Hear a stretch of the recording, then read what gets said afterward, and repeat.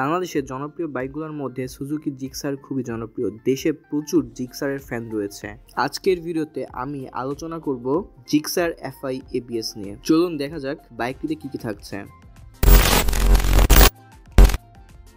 প্রথমেই বলি বাইকের ইঞ্জিন পারফরমেন্স নিয়ে। সুজুকি জিক্সার বাইকটাতে ব্যবহার করা হয়েছে একটা 154.9 CC single cylinder 4 stroke air কুল এফআই ইঞ্জিন। এই ইঞ্জিনটি ম্যাক্সিমাম পাওয়ার প্রডিউস করে 14.8 পিএইচ এট 8000 আরপিএম এবং ম্যাক্স টর্ক প্রডিউস করে 14 নিউটন মিটার এট 6000 আরপিএম। বাইকটা থেকে 45+ মাইলেজ পাওয়া যাবে। জিক্সার থেকে আপনি সর্বোচ্চ 125 কিলোমিটার টপ স্পিড পাবেন। এখন বলি কন্ট্রোলিং এর কথা। জিক্সারের কন্ট্রোলিং খুব ভালো এই সেগমেন্টের বাইকগুলোর মাঝে। কমফোর্টের কথা, জিক্সারের সিটিং পজিশন একটু আপরাইট, ফলে রাইড করে মজা পাওয়া যায় এবং সেই সাথে বেশ কমফোর্টেবল বাইকটা। কিন্তু জিক্সারের পিলিয়ন সিট কিছুটা ছোট, ফলে পিলিয়নের বসতে কষ্ট হতে পারে। বাইকের সিট হাইট 795 5 ফিট 4 ইঞ্চি হাইটের ব্যক্তিরাও বাইকটি রাইড করতে পারবেন। এখন বলি বাইকের ব্রেকের কথা। বাইকের সামনে এবং পেছনে ডিস্ক ব্রেক থাকছে, সাথে পাচ্ছেন সিঙ্গেল চ্যানেল এবিএস।